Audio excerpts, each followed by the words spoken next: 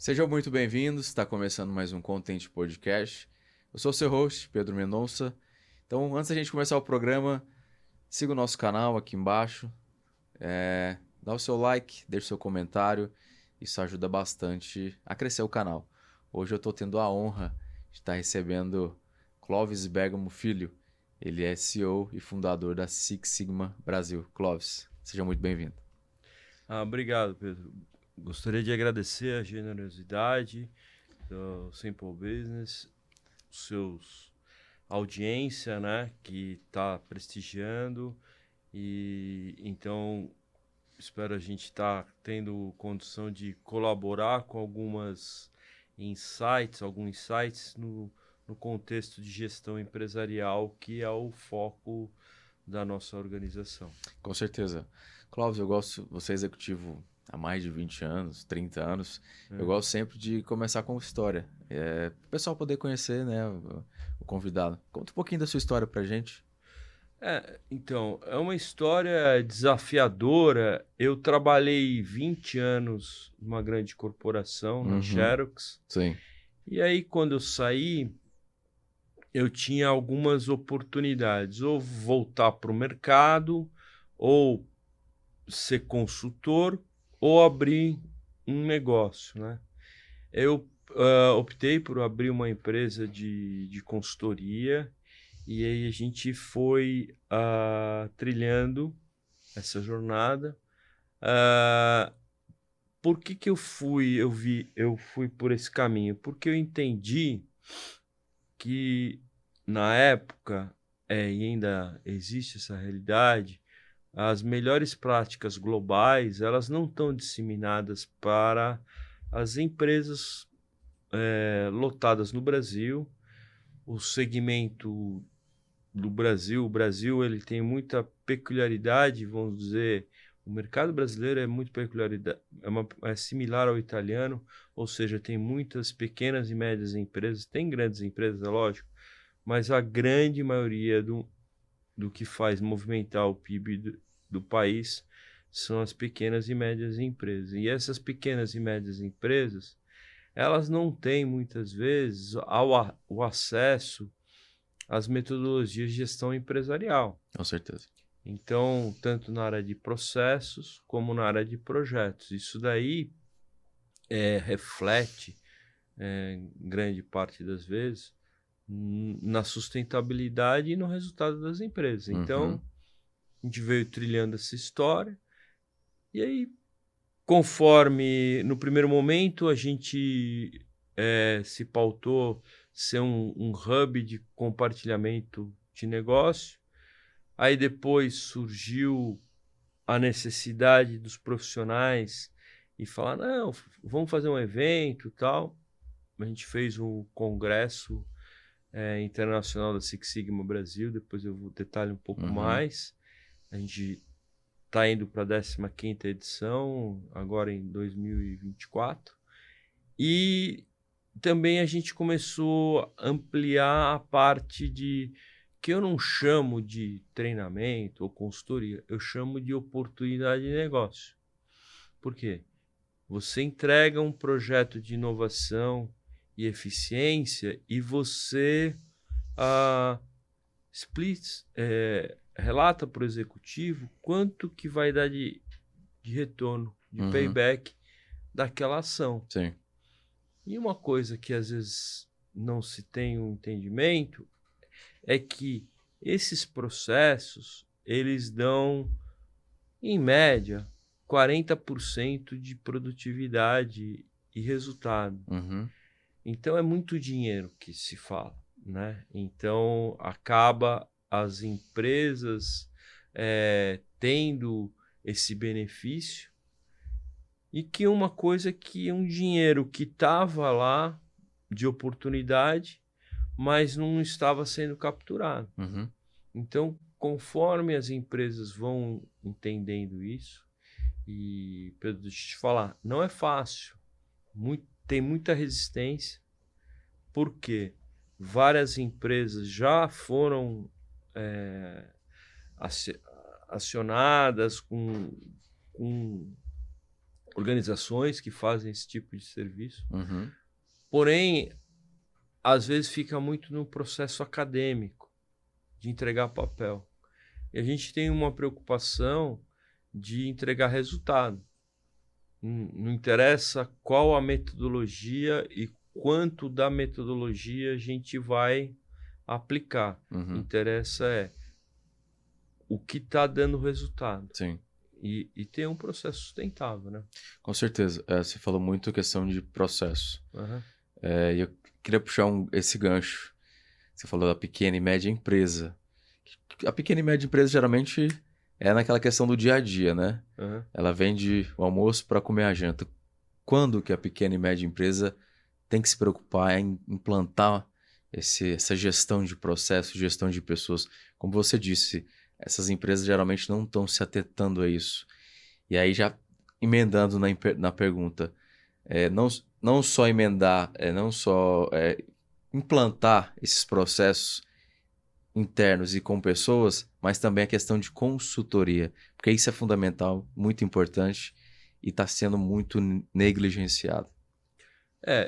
Eu acho que assim, eu tive a oportunidade, eu vou fazer contextualizar, de ser coautor de 5 livros, Sim, né? sim, vamos falar disso também. Então, depois aí você referencia os livros e tal. Em um primeiro livro, eu relatei que o processo é o DNA da empresa. E também uma outra coisa que eu contextualizei, que 80% dos processos de uma organização são comuns a todas as organizações. Uhum. 20, 15% são específicos. Então, contas a pagar, RH, RH, e tem às vezes uma especificidade em algum processo.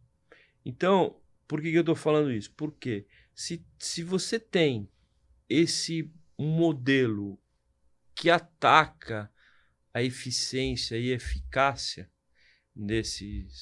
nos processos, Uhum.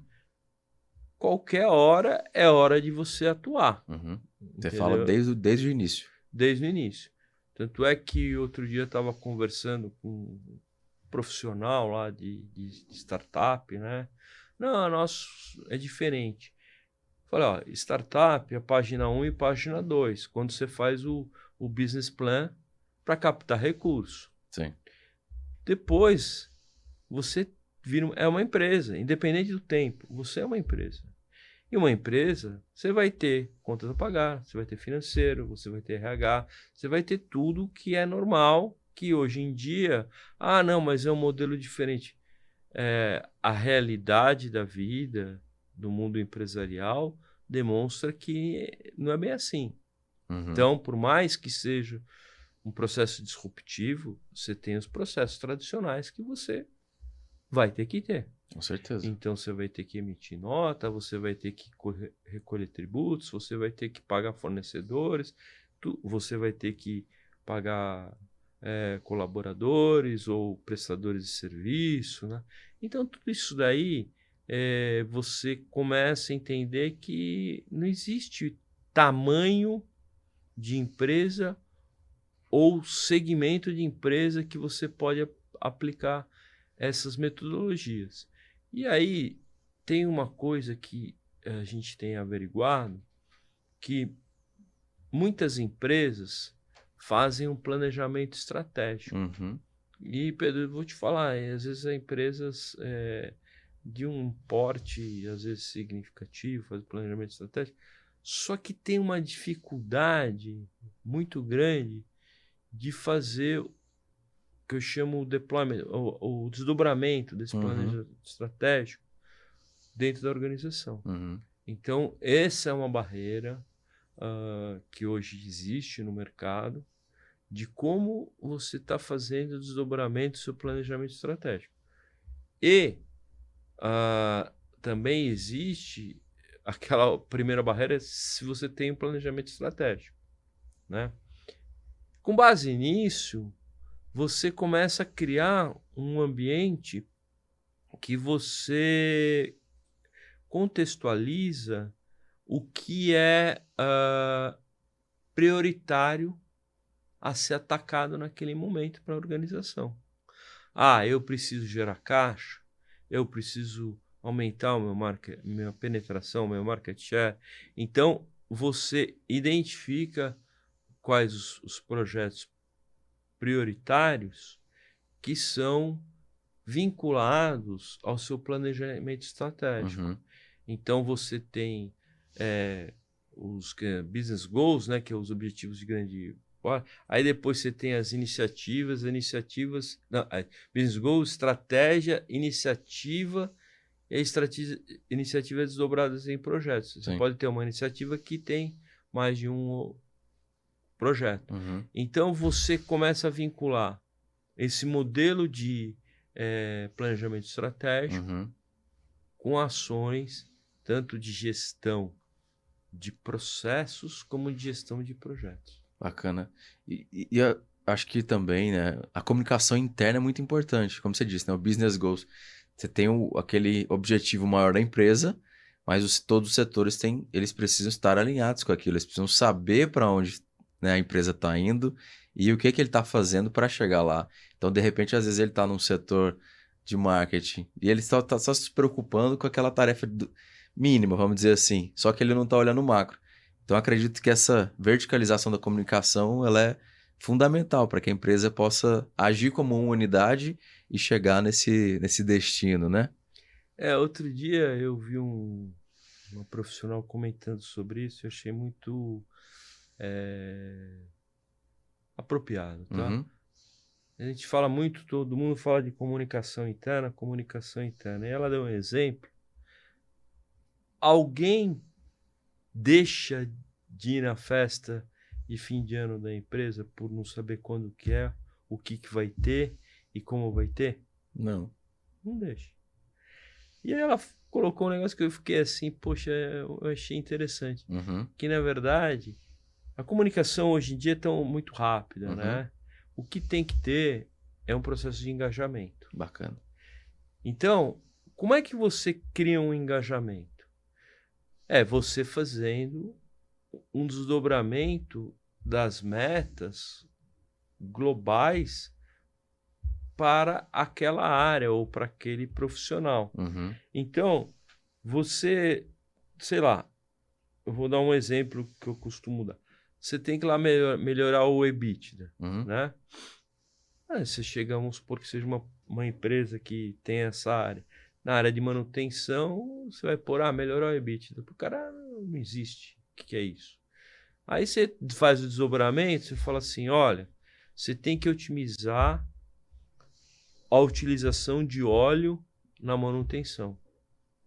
Porque as despesas operacionais entram na conta. Então, muitas vezes se cai nessa armadilha de colocar slogans ou termos de corporativos ou de executivos para a organização, e a organização olha aquilo lá e fala, não tem nada a ver com isso, né? Uhum. Então, eu acho que você criar um engajamento é fácil falar, não, criar engajamento. Como se cria? Uhum. Você tem que tornar aquelas ações mais próxima da realidade. Deixar mais simples, né? Para a pessoa entender. Entender. E aí você tem metodologias que OKR, Objective Key Results, Sim. que você vai fazendo esse processo de Uhum. como chegar próximo. Uhum. Porque todo mundo entendendo qual é o seu papel dentro da organização, você atinge resultado. Com certeza. Eu vou te dar um exemplo. Uma vez, uma empresa, eles tinham um problema que às vezes demorava circunstancialmente 90 dias para cadastrar um item. Uhum. Então, o que acontecia? Às vezes chegavam insumos importados, não conseguia internalizar, porque aquele material ainda não estava cadastrado. E aí ficava lá na recepção, na área de... Então, o que... Às vezes você faz coisas simples. Eu falei assim, poxa, vocês têm uma sala? Tem. Ah, vocês têm... Quantas pessoas a gente mapeou? Eram 10 áreas envolvidas. Vamos pôr 10 estações de trabalho, 10 notebooks. E toda segunda-feira a gente faz uma área, uma war room de cadastro. Reduziu para menos de uma semana. Resolveu um problemaço. Em uma reunião. Não, criou um processo simples. Então, vocês resolveram isso em uma reunião, rápido. E aí tem um outro exemplo que tinha uma organização que tinha um problema gravíssimo de conciliação financeira. Qual era a causa raiz?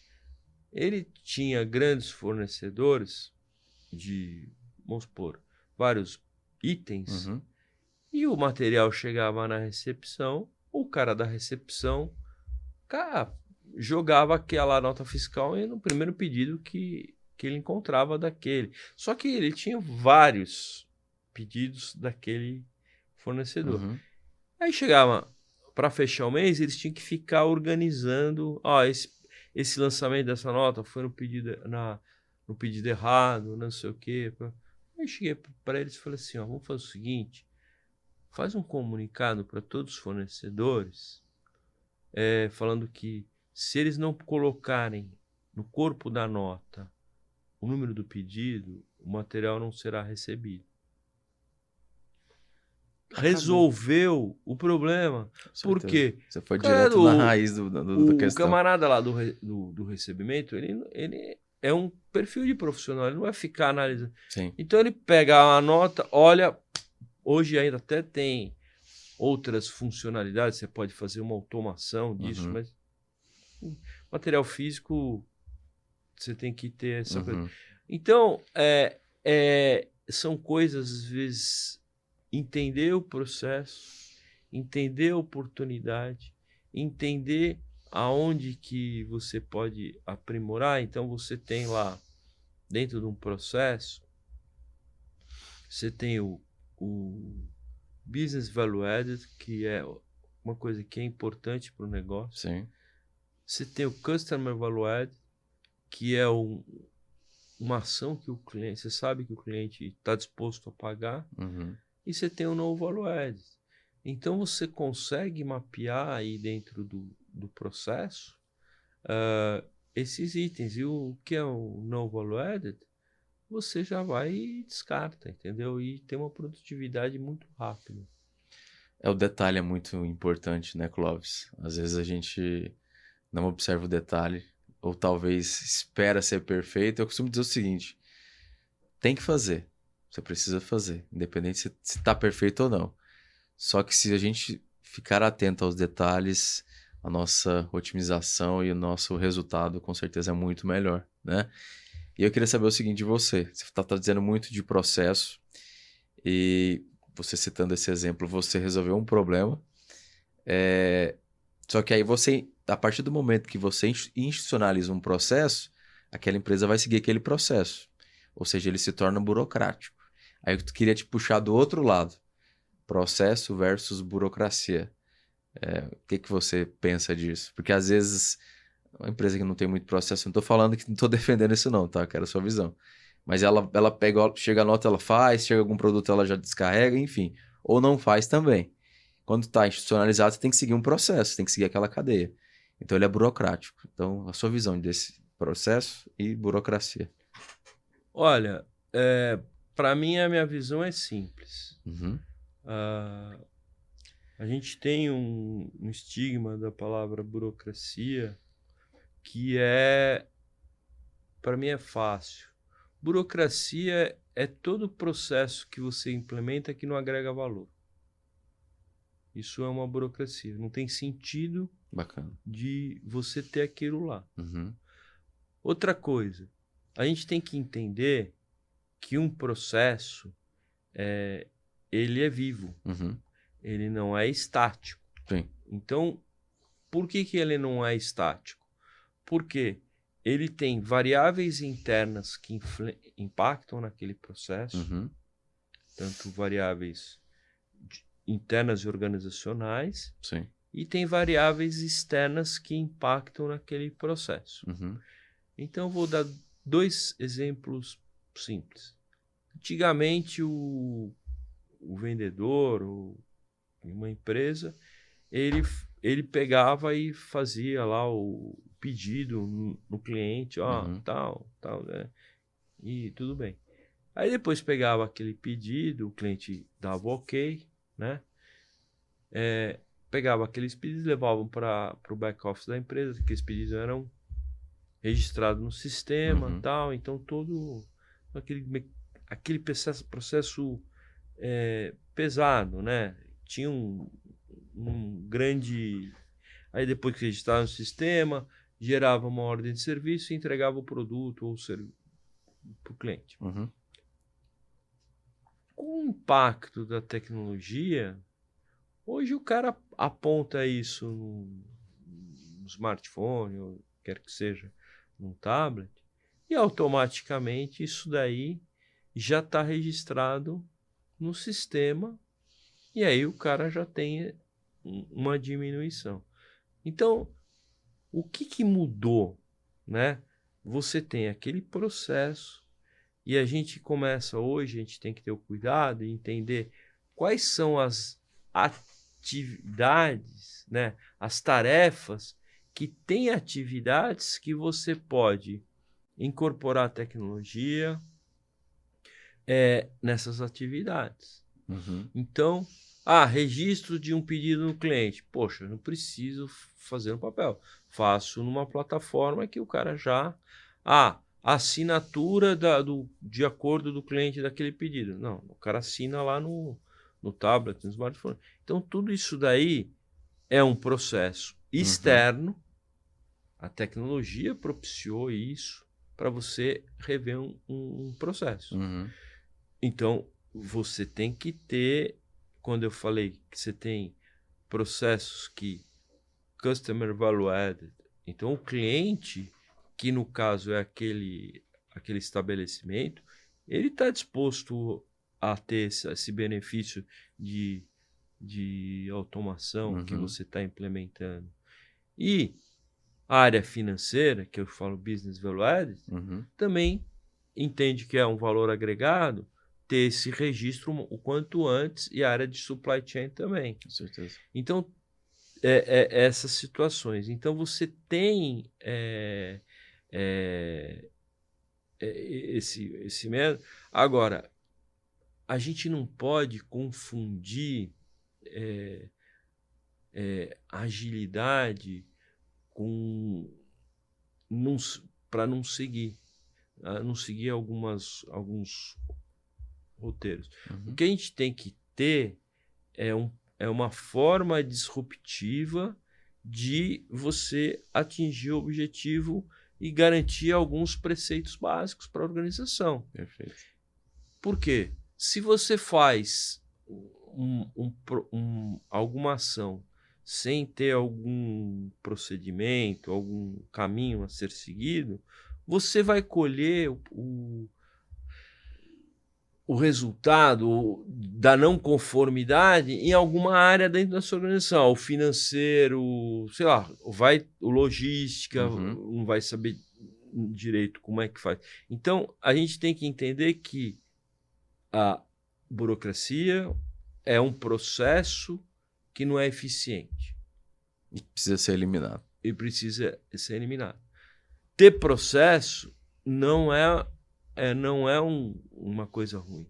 Claro. Você tem que ter processo eficiente. Então, eu acho que tem essa visão. Outra coisa, vou dar um outro exemplo que eu ia dar. Você teve, com o advento do smartphone, todo mundo lembra, anteriormente, para você tinha aquele chaveirinho do banco lá, né?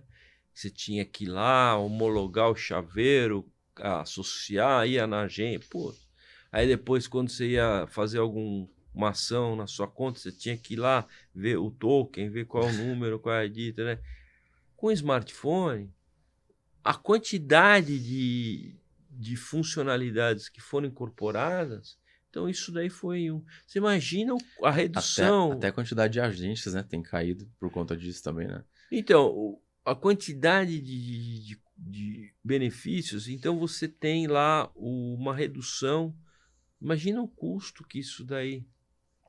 Com certeza. Vou dar Com certeza. um outro exemplo, que também não é nada complexo. Não sei, o pessoal está acostumado a pegar metrô, sei lá. Aqui em São Paulo, era um tag magnético, Uhum. era um cartãozinho magnético que você enfiava lá. Hoje, é um papelzinho com QR Code, você vai pôr em cima da catraca. Você imagina qual é a diferença do custo de um papel normal, de um tag magnético, para, sei lá, nem milhares, milhões de usuários e não sei o quê. Ou foi criado, também tem o cartão, pessoa que pega sistemicamente tem o cartão. Então, são coisas que o ambiente externo afetou um processo interno de uma empresa. E volta naquela questão da eficiência que você falou, né? E aí também tem uma outra coisa que eu gosto de referenciar. A gente tem duas, pouco se fala, né? A diferença de eficiência e eficácia, né? Eficiência, eu gosto de fazer uma analogia, é aquele profissional ou aquele time que fica 80%, 70% com a bola no pé e não marca gol. Eficácia é o cara que fica lá, tipo gosto de dar de exemplo, o Romário, entra lá 10 minutos e marca 2 gols. Esse cara é eficaz. Bola no pé e gol. Bola no pé e gol. Então, a gente tem que...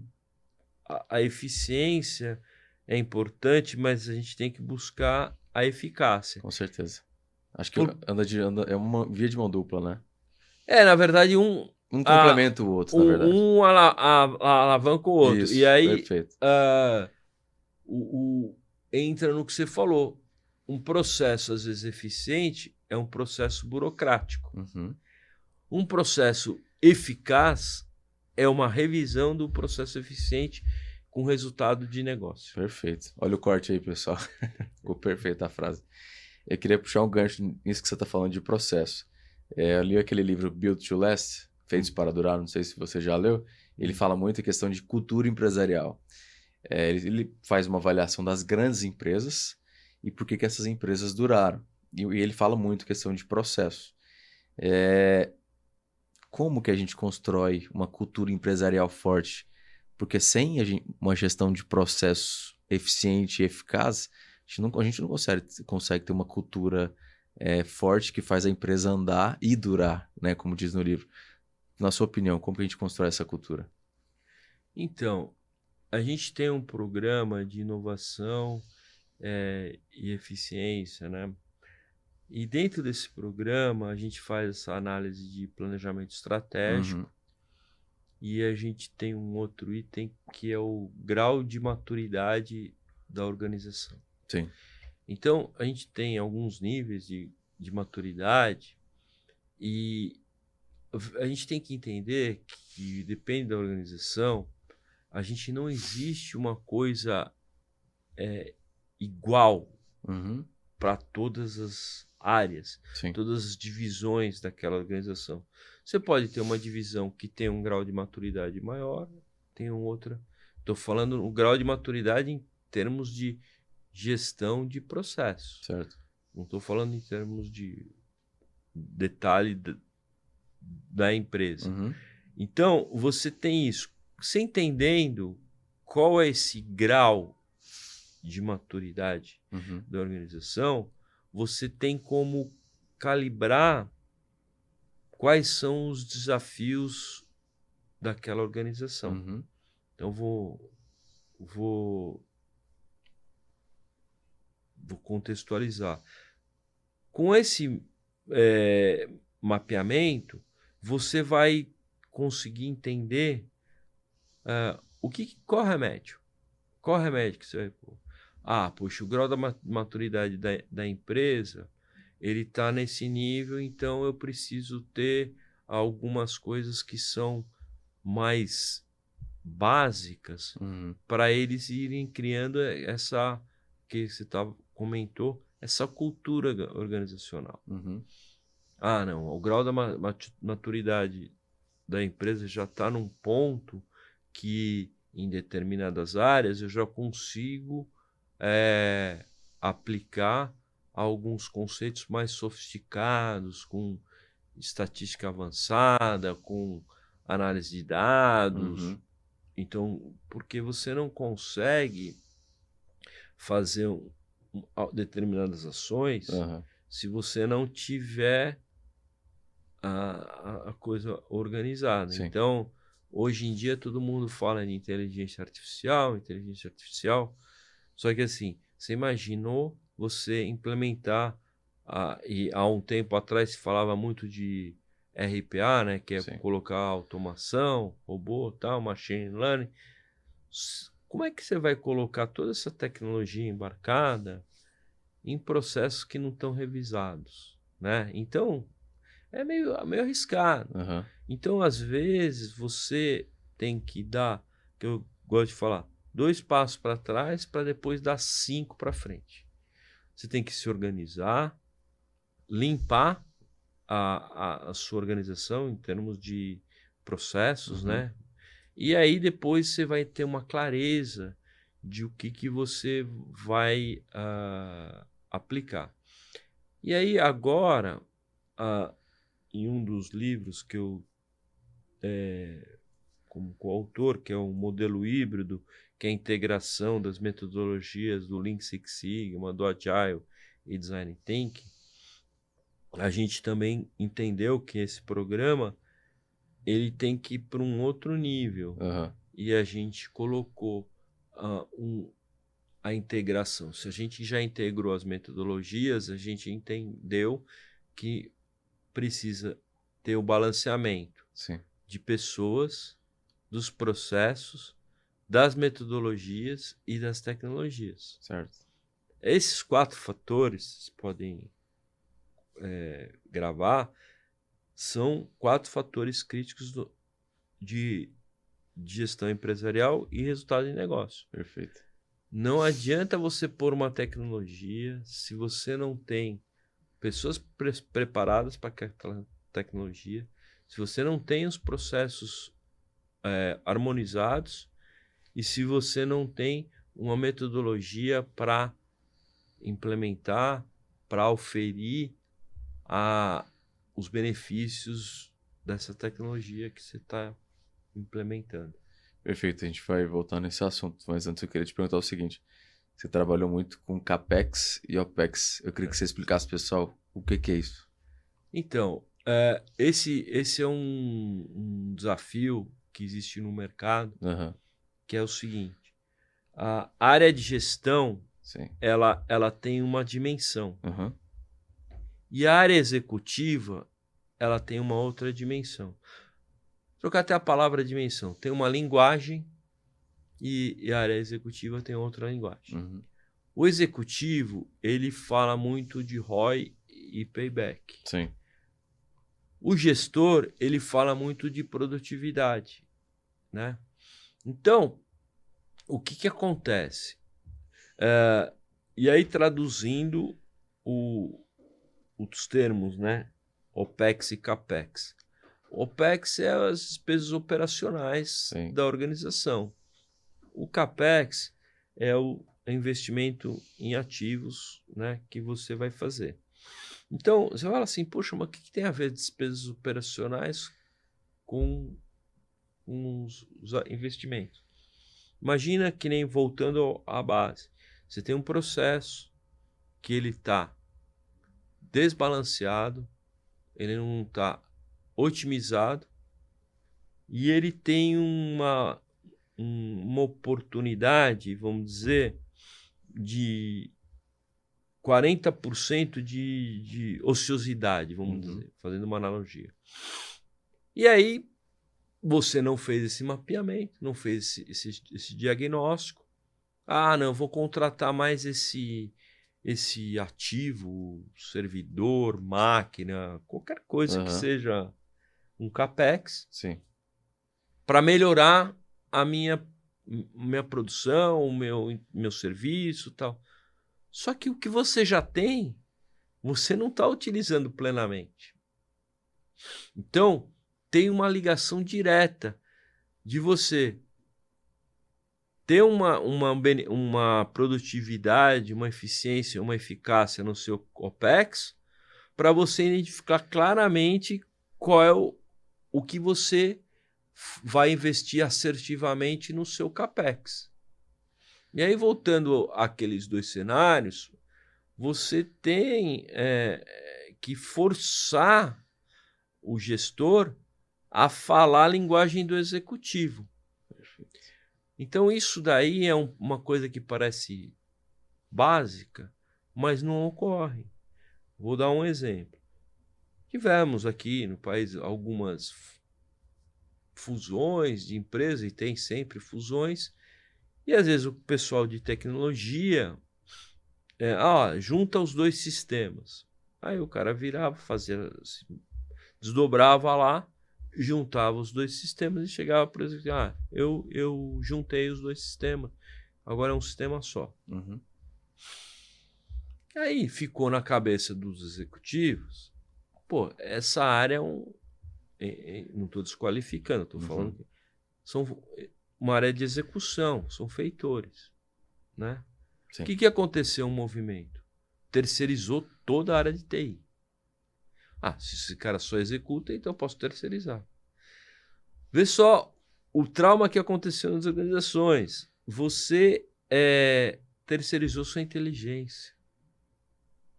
Lógico que tem um pedaço que é execução, mas tinham profissionais que eram, que eu chamo de analistas de negócio, que entendiam e faziam aquele mix da necessidade de negócio versus a tecnologia serem aplicadas. Uhum. E aí, por que isso aconteceu?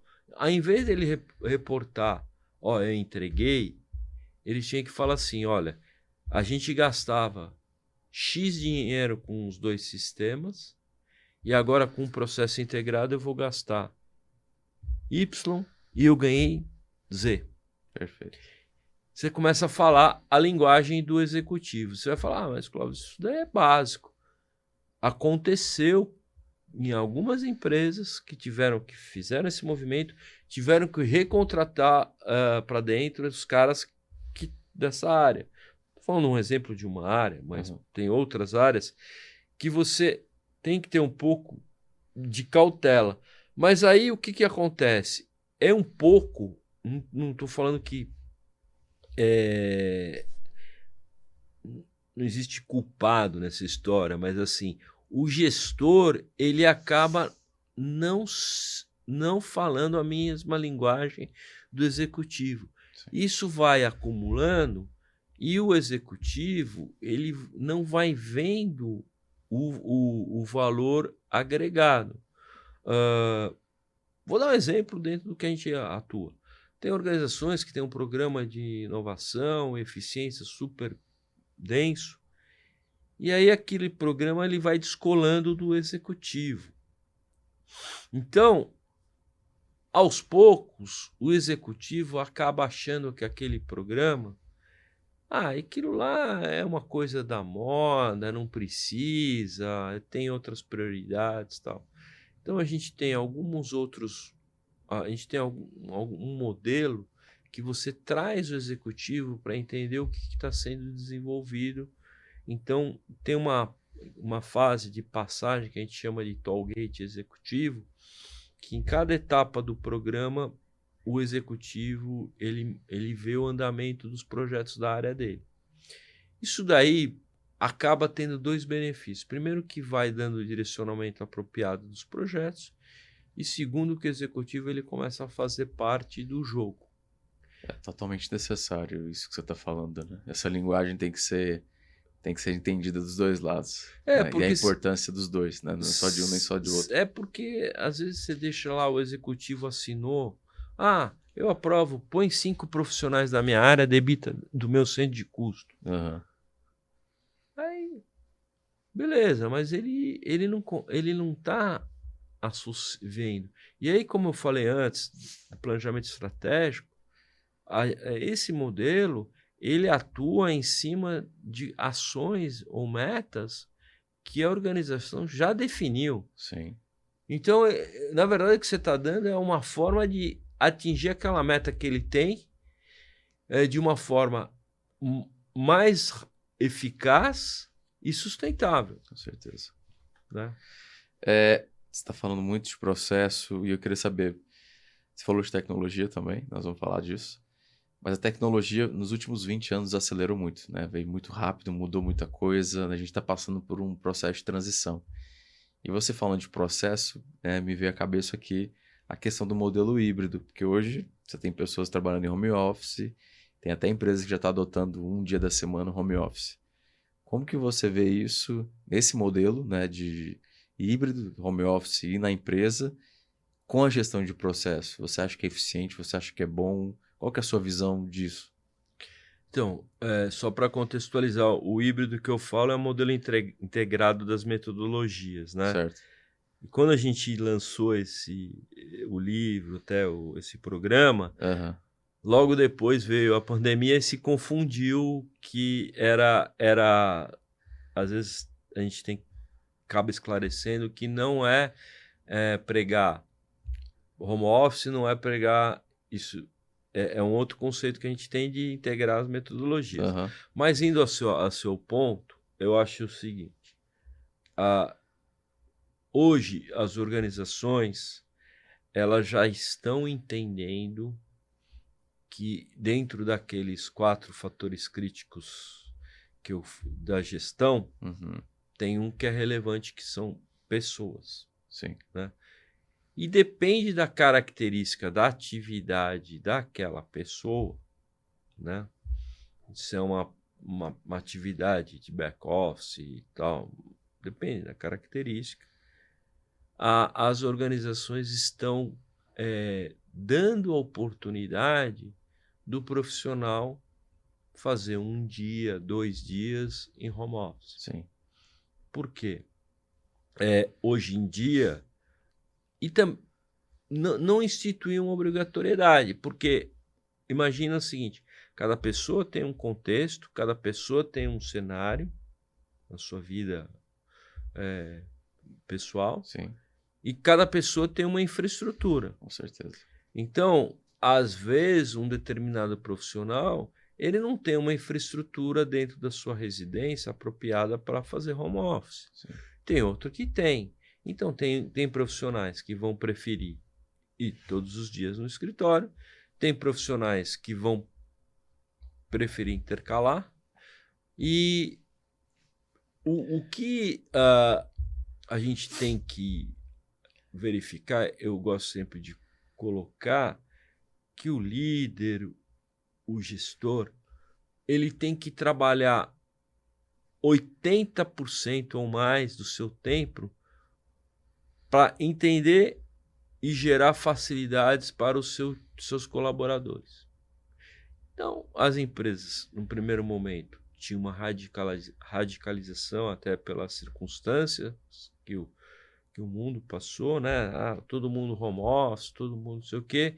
Teve empresas que continuaram em home office, mas hoje em dia já tem um entendimento de fazer uma flexibilização e conforme a característica da atividade e conforme a pessoa. Personalizar mesmo esse tipo de ação. Sim. Mas para você acha que isso é positivo? Ou você acha que tem que ser personalizado de acordo com a cultura da empresa, o jeito da... O que você pensa? Eu acho você acha que isso é natural, é tendência a partir de agora? Eu acho que é uma tendência. Eu acho que é super produtivo você fazer home office. Eu acho que é super importante ter o presencial, porque quando você interage com as pessoas, existe algo a mais, né? Então, além do diálogo, e muitas vezes você troca informações com colegas, então dentro desse modelo de flexibilização que eu acabo averiguando, é que mesmo tendo essa oportunidade, algumas empresas definem, não, toda quarta-feira todo mundo a sugestão é que, lógico, que tem umas exceções, mas todo mundo no escritório. Porque não adianta você ir, vamos supor, alguns dias no escritório e as pessoas que você tem, são seus clientes internos, acabam não estando. Então, eles acabam criando esses mecanismos, porque, Pedro, eu tenho uma demanda que eu tenho que entregar para você. Então, às vezes eu conversando 5, 10 minutos com você, eu vou entregar de uma forma mais eficaz, melhor. Poderia fazer uma videoconference e tal? Poderia, mas tem algo entre o que você faz em videoconference e o que você faz presencial que gera um diferencial, então, de resultado. Eu acho que deve-se utilizar a tecnologia, deve-se ganhar com isso, porque você tem uma redução de custos operacionais. Você tem um custo. Cada estação de trabalho dentro de uma organização tem um custo. Sim, né? claro. Você contar o aluguel, tudo aquele, né? Então tem um custo. Mas eu acho que tem que entender como é que faz uma coisa equacionada, Organizado e eficiente, né? Outro dia eu vi um profissional de tecnologia, o cara fez um negócio muito bacana, desenvolveu uma plataforma que o cara no celular ele tem um layout da organização e ele reserva, tal dia eu vou estar. E por que você imagina nessa complexidade, você tem uma organização que às vezes tem muitas pessoas, e aí você analisando fazendo uma análise financeira, você não precisa ter um espaço para todas as pessoas. Claro. Você pode ter um espaço que tenha a metade, né? Não tem empresas que eu conheço que tinham 4 pavimentos, hoje ela tem 2, né, de escritório. Sim. E aí como é que você organiza essas pessoas para estarem lá? Então, tem algumas soluções tecnológicas e não tem que ficar ligando, olha, eu vou estar indo para alguma pessoa dentro do escritório, registra aí que eu vou estar indo tal dia, não sei o quê. Então tem umas coisas... A tecnologia otimizou esse processo, né? Eu acho que você vê uma coisa que às vezes a gente nem pensa que tem essa demanda, acaba gerando, né? E até eu gosto de dar um exemplo que a gente fala, não, mas tecnologia vai gerar perda de posições de trabalho, não sei o quê. Eu acredito muito na mudança do perfil do profissional. Perfeito. E na mudança do cenário. Perfeito. Mas segura aí, vamos puxar esse assunto. Eu queria te fazer puxar outro gancho para a gente finalizar essa questão do híbrido. A tecnologia otimizou processos, isso é um fato. Tarefas, etc. E agora tem uma conversa no Ocidente, não é só no Brasil, é no Ocidente, de trabalhar 4 dias por semana ao invés de 5. Reduzir as horas. O que eles dizem é que não é necessário mais, porque a tecnologia faz o que a gente deveria fazer. O que você pensa disso? Olha, conforme eu venho apontando aqui, eu acho que tudo que é determinado não é bom. Eu sou muito favorável da livre iniciativa. Perfeito, eu também. Liberdade econômica, liberdade comercial, liberdade do empreendedorismo. Alguns países, você tem... Eu sou defensor de um modelo de trabalho que deveria ser avaliado, aqui acaba não sendo avaliado, e a gente tem que ter clareza e referenciar quem evoluiu, deu uma evolução nesse assunto, foi o Temer. Sim, né, com a reforma trabalhista, né? Ele propiciou você fazer, ele formalizou a pessoa jurídica, você fazer, ser prestador de serviço. Sim. O que acontece? Pegar esse gancho aí. Antigamente, você tinha os táxis, tal, tudo isso aqui. O governo, depois, o sucessor lá, eu não estou falando de... De 16 a 18. Ou você falou? O sucessor que veio depois do Temer, tá, do Bolsonaro, não defendo nenhum, defendo ideias. Tá? Claro, eu também.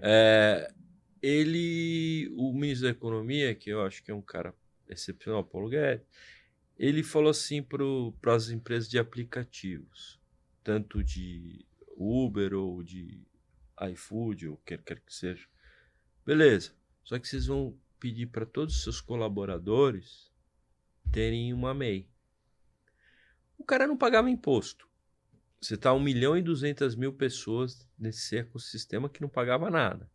Então, muitas vezes, agora tem um movimento, querer transformar esses caras em CLT, esses caras já pagam imposto, 3%. Todo Uber, ele emite nota para receber. Então, já paga. E aí o que acontece? Ele tem uma flexibilidade de, vamos supor, se ele é um aplicativo, ele trabalha como no Uber, ele pode trabalhar no 99, várias outras plataformas, e são geradores de demanda para ele, do serviço que ele tem. Então, eu acho que assim, a regulamentação, eu acho que não é benéfica para o país, né? Outra coisa, eu defendo faixas de regulamentação. Então, vamos supor, tem um profissional, vamos fazer uma linha, que ganha até, vamos supor, R$4.000. Beleza. Esse modelo, até R$4.000, o cara tem que ser CLT. Acima de R$4.000 é um contrato entre as partes.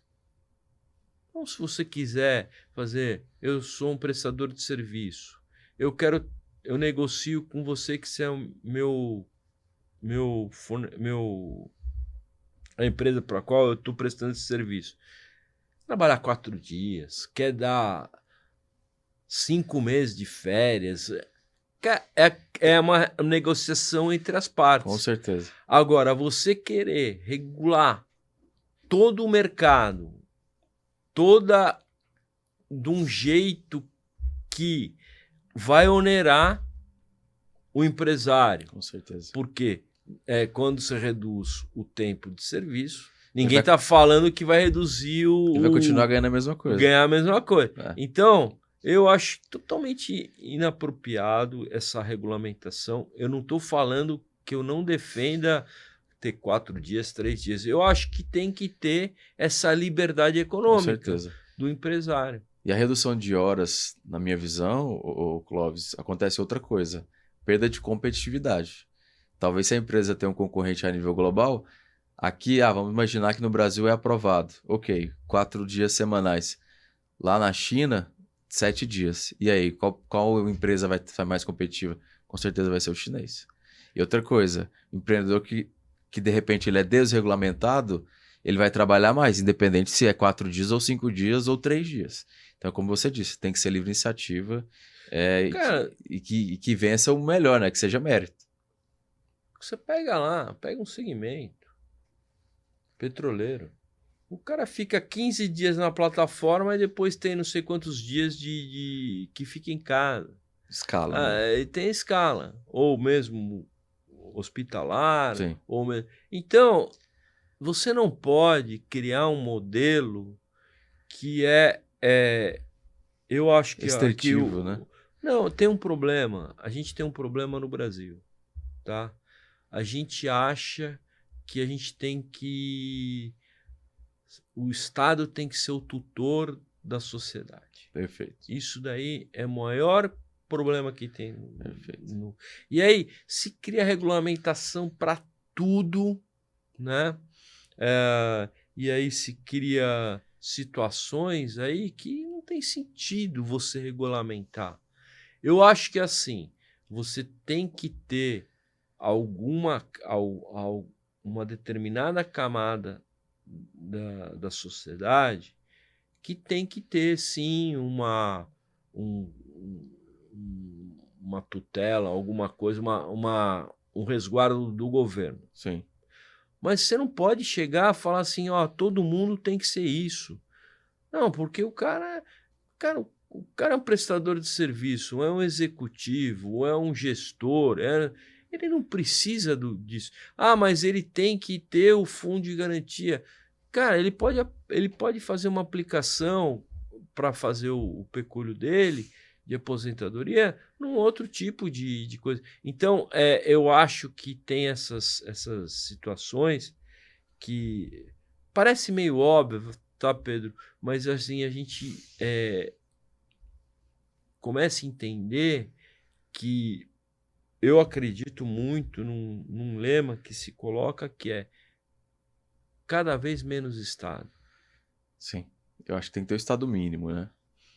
Ah, mas o Estado tem que ter 3 coisas: educação, segurança e saúde. Perfeito. O que for fora disso não deveria estar na mão do Estado, né? Ou se tivesse, vamos dizer, realpolitik, o mínimo possível. Não, o que tem que ter... Eu defendo igual você está falando, mas se tivesse, o mínimo possível. Não, mas não precisa.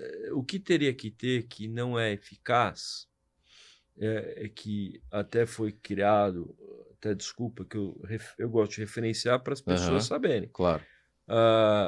O Fernando Henrique, quando começou esse processo de privatizações e tal, ele criou as agências reguladoras. Agora, as agências reguladoras, elas têm que ser agências reguladoras. Sim. Não pode ser um braço estendido do governo. Sim. Então, isso daí é uma coisa que... Então, a agência reguladora, ela tem que ter uma autoridade. Eu não estou falando que elas não o tenham, mas eu acho que tem muito a evoluir nas agências reguladoras, né? Então, não pode ser um empecilho para o negócio, mas tem que manter um padrão. Sim. Então, e não pode ser só cabide de emprego do Estado, né? Não pode ser uma coisa... Então, eu acho que a gente tem que ter essa... Se você tiver um Estado focado nesses 3 itens que são a prioridade, e você ter as agências reguladoras dos segmentos de uma forma eficaz e apropriada, você pode ter um monte de empresas aí da iniciativa privada que vão estar seguindo as normas. Perfeito. E a coisa vai andar, né? Vai funcionar. E vão ter uma velocidade. Perfeito. Então, você pega aí uma empresa de economia mista, às vezes a dificuldade que ela tem de contratação de um produto e serviço é uma burocracia que às vezes atrapalha muito. Né? Nos seus livros você fala muito de inovação, disrupção, enfim. Eu queria até entrar nesse tema. Como é que, em pleno século XXI, inteligência artificial explodindo, caso da NVIDIA agora passou os 3 trilhões, né, em valor de mercado, a projeção é que até 2030 seja 10 trilhões. Recentemente, na semana passada, o CEO deles falou que a gente está só começando essa era, a gente está passando por uma nova revolução industrial. Eu queria saber assim, o que que a gente tem que estar olhando, né, para a inteligência artificial, como otimizar a inteligência artificial, como ser disruptivo na empresa, como ter inovação, né? Dá um panorama geral sobre esse assunto. Olha, eu concordo plenamente com a sua colocação. Eu vou pôr uma coisa que até eu falei na edição do ano passado do Congresso, né? Inclusive só fazendo vai ser 17 e 18 agora de setembro, o Sim, Congresso, na Anshan. Sim. Depois a gente vai falar mais com Vamos detalhes. sim. O ser humano, ele foi capacitado para responder, né? Sim. Então até agora, por uma linha de marco, a gente foi capacitado para responder necessidades, situações, e tal. Agora, o ser humano ele tem que se qualificar para saber perguntar. O que perguntar e como perguntar. E aí, tem saído alguns artigos que está tendo uma redução significativa do etarismo. Por quê? O cara que é mais sênior, ou seja, tem mais vivência, não é que ele é melhor ou pior. Ele tem mais vivência e as corporações estão entendendo que esses profissionais têm uma qualificação melhor para saber o que perguntar e como perguntar. Porque você faz uma análise assim bem simples para todo mundo entender o que a gente está falando. Antigamente, você tinha que fazer um trabalho, você ia numa biblioteca e pegava vários livros, lia, pegava, condensava e gerava aquele corpo de conhecimento que você tinha que gerar. Sim. Com inteligência artificial, você imagina que você faz um questionamento e aquele questionamento ele vai buscar em bilhões de documentos, de banco de dados. É uma coisa assim exponencial. Só que se vocês fizerem um teste, você pergunta de um jeito e pergunta a mesma coisa de outra forma, a resposta vem diferente. Isso. Então, o primeiro passo é saber o que perguntar e como perguntar. E aí vem o terceiro, que é o mais complicado. É interpretar a resposta. Entendeu? E aí que começa a coisa ficar complexa. Você saber se aquilo lá faz sentido para o seu negócio. Se aquela informação faz sentido. Então, outro dia eu participei aí de um debate aí do PMI lá, que foi organizado o PMI da Índia, tinha profissionais de todos os continentes, eu estava representando a América Latina, e aí me perguntaram se o gerente de projeto ia acabar. Eu falei, não, com a inteligência artificial e tal. Eu falei, não vai acabar. A inteligência artificial é uma ferramenta. Ninguém vai negociar com os stakeholders uma mudança de escopo. A inteligência artificial não faz isso. Então, existem algumas falhas de entendimento do papel da inteligência artificial. Se cria um mito em cima de um item e se cria uma situação que aqui, vamos supor, no Brasil, estão querendo regulamentar uma coisa que não tem que ser regulamentada. Ela tem que ser explicitada. Então, vamos supor que algumas, eu achei interessante, alguns veículos já estão colocando esse documento ou essa informação, teve como é que chama? A utilização de inteligência artificial. Sim. Você deixar claro para o consumidor quem é os atores daquele conteúdo. Perfeito. Então tem lá o profissional Pedro tal, aí ele põe mais inteligência artificial. Por quê? O documento base que foi gerado na inteligência artificial, ele não é o documento que o Pedro publicou. Porque o Pedro, como ele tem um conhecimento, ele vai depurar e vai equacionar com o objetivo de negócio. Então, eu acho que a gente tem que deixar claro Sim. quem são os autores, mas não achar que isso daí vai tirar... Vai mudar tudo, né? Tirar tudo. todos os empregos e tal. E aí, como é que a gente faz hoje para ser 2024, para a gente ter empresas e ser empresas inovadoras e disruptivas nesse cenário que é totalmente diferente de 10 anos atrás, por exemplo? Olha, eu vejo assim, eu acho que esse roteiro que a gente está falando, Uhum. eu vou dar um exemplo que eu falo para minha sobrinha. Ela faz música, né? Sim.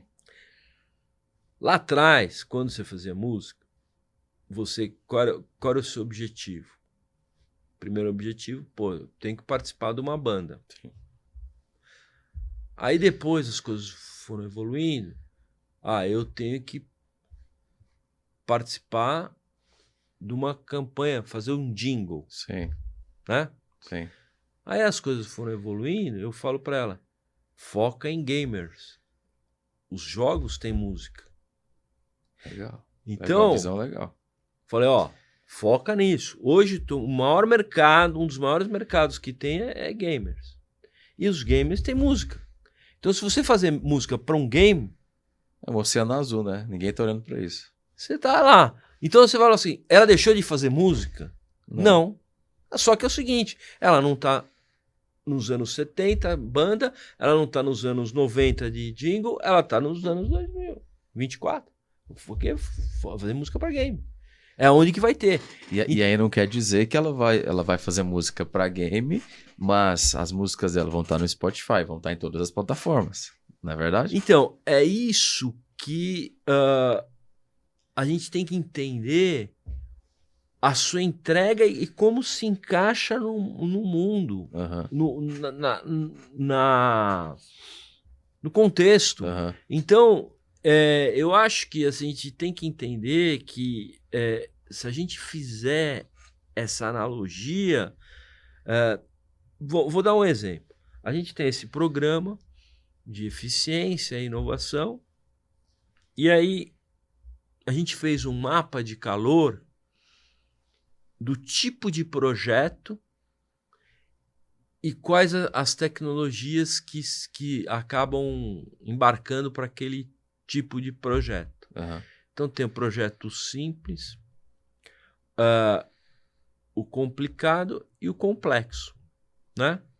Fazendo uma analogia aí de tipo de projeto. Às vezes um projeto simples ele demanda um BI, uma coisa mais simples, Power BI, você vai lá, faz lá, põe, beleza, resolveu pra caramba.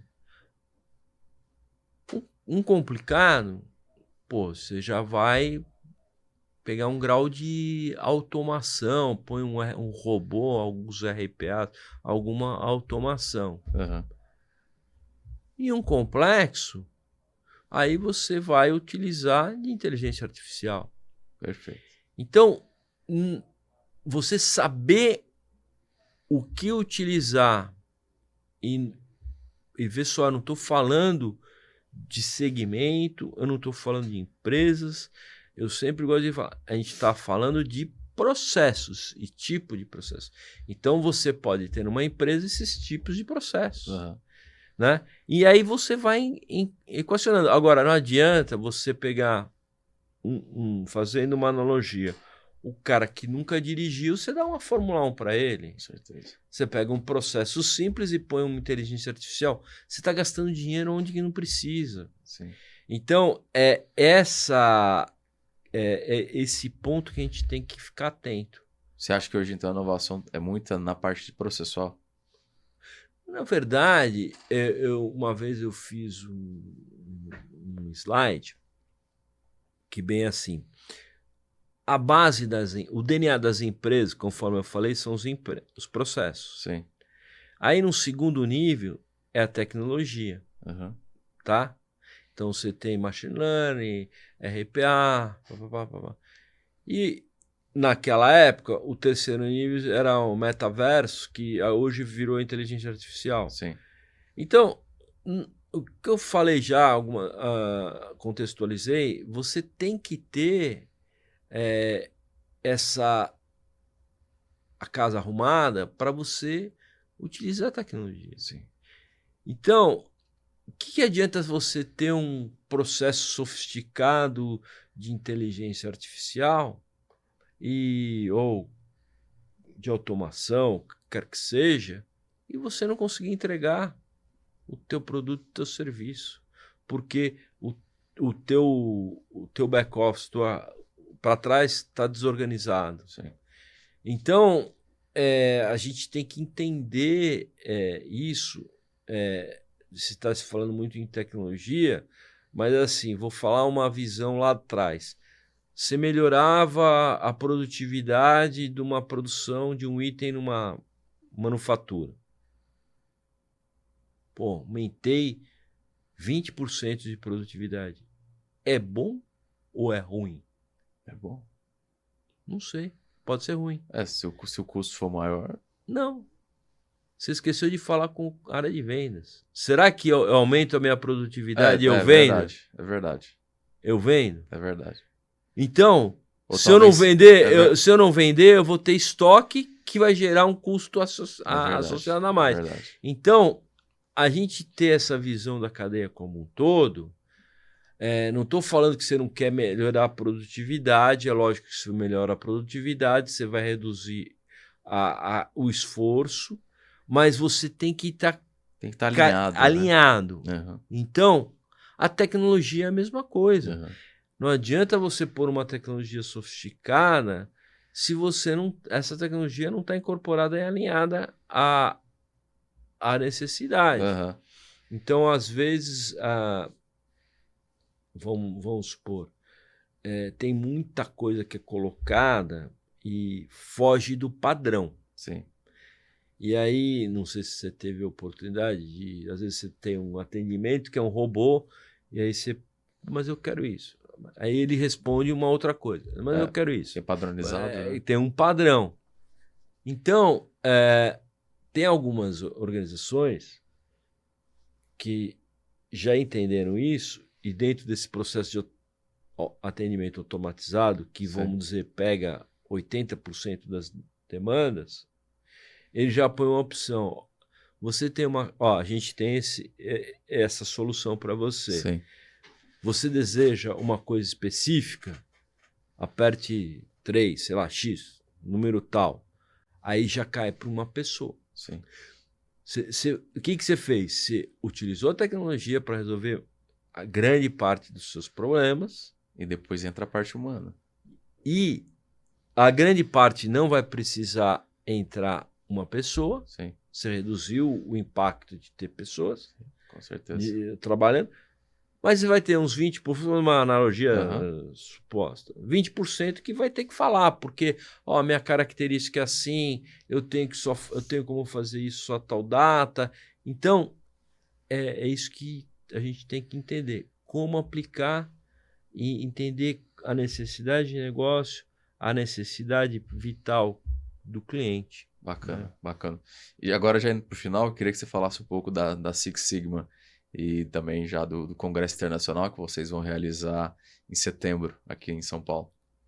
Então, a gente tem esse congresso ele tem como histórico homenagem... Hoje, só antes de falar do congresso, como que é a área de atuação da a Six Sigma? Como que vocês atuam? Só a parte de eventos? Como é que funciona?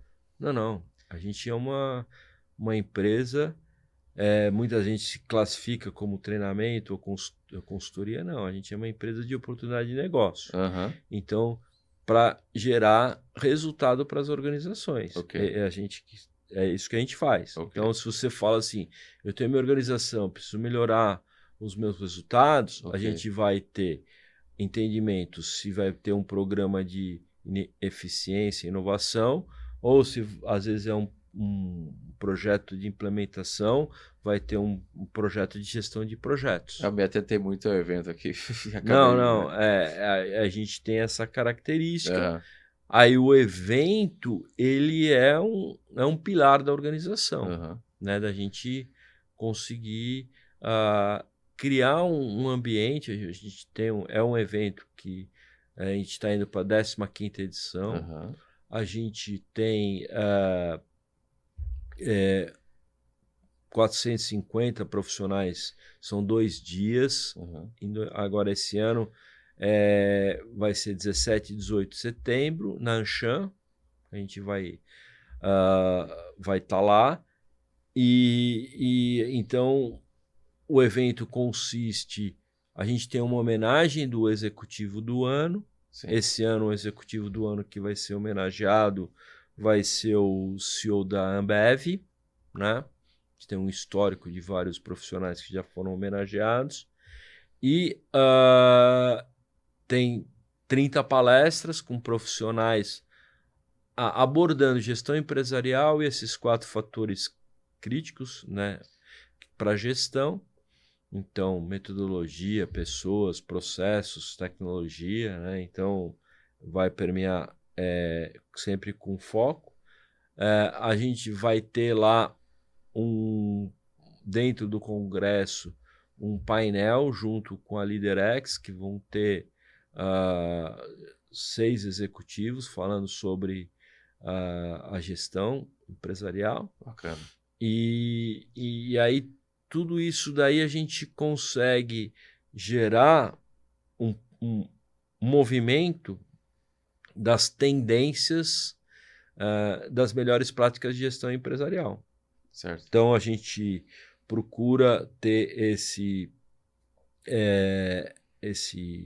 contexto, e aí a gente gosta muito de...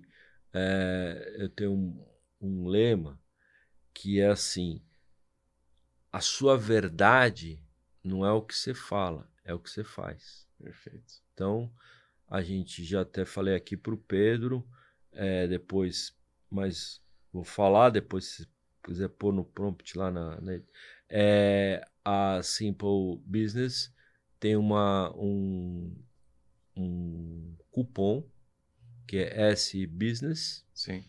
que vocês aplicando lá, entrando no site do Congresso, vocês aplicam lá no Simpla, vocês vão ter 20% de desconto nas suas inscrições. Legal. Então a gente procura atrair os profissionais para estarem presentes no evento e às vezes um insight, uma informação que ele obtém lá no congresso vai gerando um entendimento, vai gerando um benefício, vai gerando uma forma de entender como gerar resultado.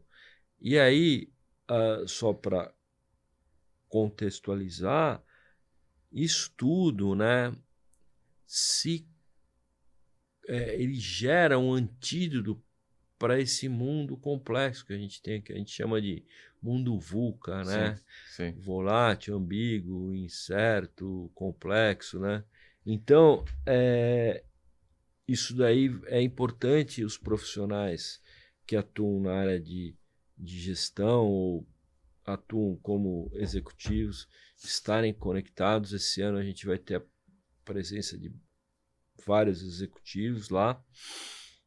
Então, é muito bacana você verificar o que os caras estão fazendo. Com certeza. Como estão Com fazendo. certeza. E uma coisa que eu procuro também fomentar e os palestrantes eles acabam também falando assim, o que não deu certo. Porque se ele já passou por aquela trilha e foi por aquele caminho e não deu certo, É um aprendizado para quem está naquele caminho, né? quem está desbravando, Com olha, não certeza. vá por aqui, vá por ali. Então, isso é muito legal. A gente tem essa integração de empresas de tecnologias que estão lá presentes, empresas focadas na área de gestão. Então, a gente tem essa pegada de estar com todos juntos, né? É um lugar excepcional. Anshan, não sei se todos conhecem, que é o braço do centro de eventos do governo americano. Então, é um lugar de referência. Bacana.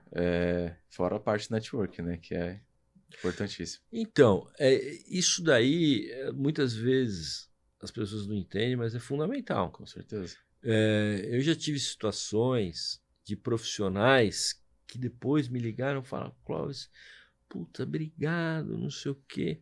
Eu falei, o que aconteceu? Não, eu fui no congresso, eu estava num momento de transição, conversei com alguns executivos e tal. Cara, me realoquei através do congresso. Perfeito. E aí você vai criando, tem profissionais que vão rotineiramente lá todos os anos. Que eu gosto de brincar que a gente é uma família, né? Você vai criando, todo mundo vai se conhecendo aos poucos, né? E tem um desafio maior, que eu sempre falo na abertura, que eu falo assim, que a solução do nosso país está lá. É nossa geração, aqueles profissionais que estão ali, é que vão mudar o país. Não Sim. adianta falar, mas fulano e tal. Não, agora a responsabilidade está nessa geração. Com certeza. De mudança. Com certeza. E como todos os profissionais que estão lá, independente do nível organizacional, são agentes de transformação, mais significativo fica essa verdade, esse entendimento dessa verdade que ali que vai mudar. Com certeza. Então, se você muda lá algum processo numa grande corporação, você impacta, às vezes, significativamente números, sei lá, centenas de empresas e milhares de pessoas. Com certeza. Então, você muda a vida das pessoas. Com certeza. Pessoal, então fica o convite, né? Dias 17 e 18 de setembro, Congresso Six Sigma Brasil. O pessoal pode adquirir aonde o ingresso? Tá lá no próprio site, né? Pode falar, com vontade. Do Congresso, né? Congresso Internacional Six Sigma, né? E Rede social tem também? Tem lá tem a página da Six Sigma Brasil lá no LinkedIn, né? E aí você lá no próprio site do Congresso, você tem lá um botão adquirir pelo Simpla e tem o cupom da S-Business. Legal. Pessoal, eu vou deixar na descrição do vídeo o site da Six Sigma, essa questão do cupom para você poder adquirir com desconto. Todas as informações do evento vão estar na descrição do vídeo. Eu queria que você deixasse uma mensagem, Clóvis, para o pessoal que está começando a empreender. Eu sempre falo isso. Não é fácil, mas deixa uma mensagem para novos empreendedores. Olha, a mensagem que eu gosto de dar é o seguinte: fique muito atento à sua qualificação e à sua capacitação, né? Fique atento a estar próximo de profissionais que saibam mais que você, né? Hoje em dia tem uma geração, não todos, mas acham que já nasceram prontos, né? Sim. E eu sou de uma época que a gente sabia que não sabia nada. Isso era um benefício, porque você tinha certeza que você precisava estar próximo de quem sabia mais, e aí você tinha um processo evolutivo. Então, se cerque de pessoas que saibam mais que você, verifique a sua qualificação, a sua capacitação, sempre estejam atualizados, né? E dá um exemplo. Pode pegar todo executivo de referência, todo, no LinkedIn, todos. No mínimo, eles têm uma ação de 1 ano, 2 anos internacional numa universidade.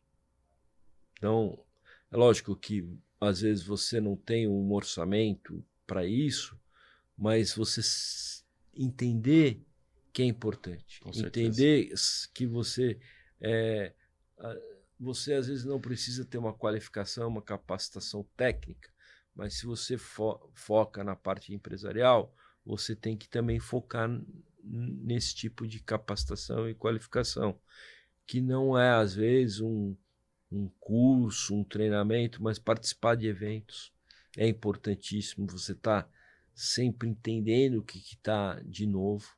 Ah, legal, eu achei que na minha empresa, na minha organização, inteligência artificial é relevante para aplicar ou qualquer coisa que seja.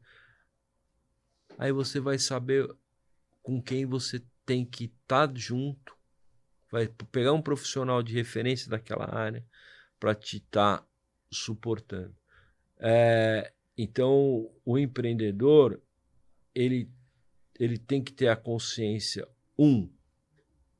de que 80% do tempo dele é para ele investir na melhor forma de atuação de seus colaboradores, independente se é um prestador de serviço, independente se é um colaborador interno.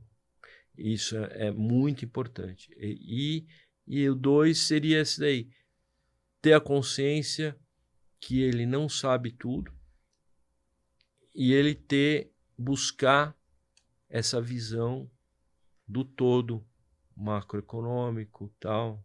Eu tenho viés porque eu fiz economia, então a gente entende bem esse assunto dessa forma de ter uma visão do macro, né? Sim. Tem aquela famosa frase, né? Uma mente que se expande, ela nunca mais volta ao tamanho natural. Então, você passar 1, 2 anos num lugar diferente, numa empresa diferente, numa cultura diferente, com certeza você vai trazer vários insights, ensinamentos para aquela organização que vai impactar milhares de pessoas, né, no seu negócio, no resultado da empresa. Hoje em dia, é que eu falo assim, eu tô com 60, não tem problema. Eu fui a última geração local. Sim. Hoje, a oportunidade que o pessoal tem, eles são globais. E aí, outro dia eu estava conversando com um cliente nosso, ele falou, Cláudio, sabe qual é o maior concorrente meu em termos de recursos? Europa, Estados Unidos.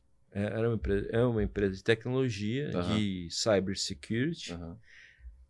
E ele falou, tem profissional meu que ele fala, não vou continuar aqui. No dia seguinte ele já está trabalhando para uma empresa na Alemanha, trabalha anos para essa empresa e nunca foi para a Alemanha.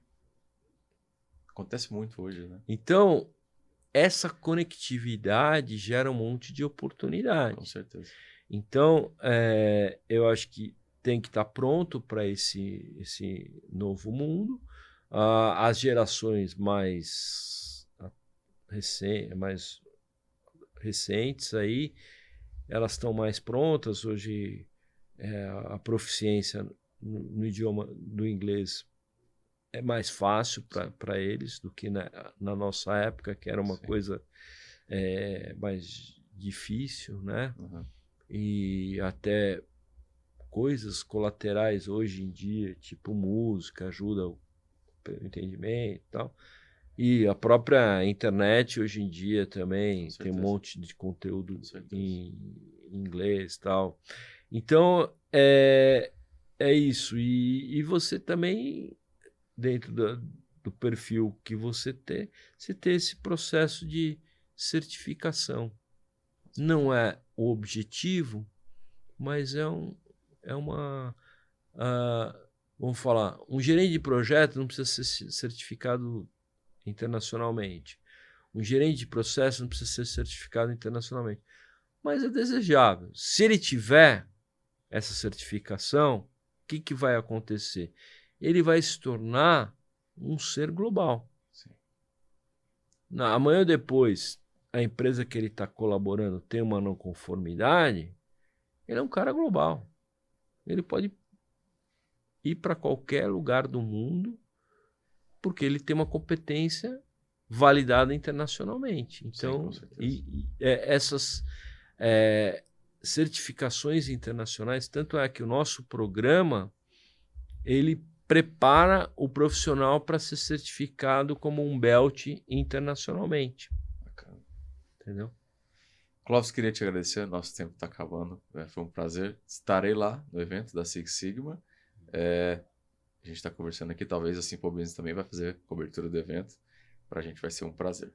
Obrigado. Tá, obrigado aí pela generosidade, pela gentileza e desejo super sucesso a Simple Business. Acho que vocês realmente estão fazendo algo diferente e o mercado precisa disso, o empresário precisa ter essa visão. Obrigado. Pessoal, curte, compartilha, faz aquele protocolo todo do YouTube que vocês já sabem. Deixe seu comentário, isso ajuda muito ao crescimento do canal. Até a próxima. Obrigado.